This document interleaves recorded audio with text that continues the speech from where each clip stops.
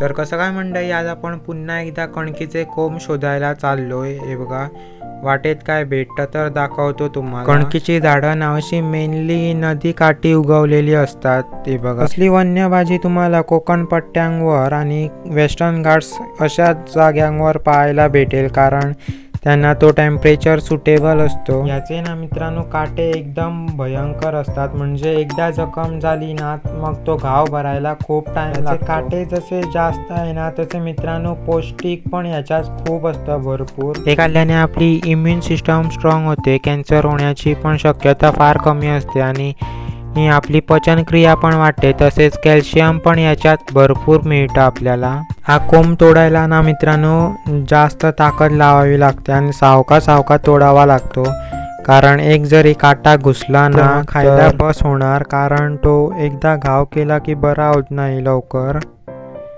मी आता सावका काढायला घेतला तो. फायनली मित्रांनो तोडलाच तो शेवटी. मित्रांनो साईज बघा याची केवढा मोठा आहे. चला तर आता जाऊया घरी.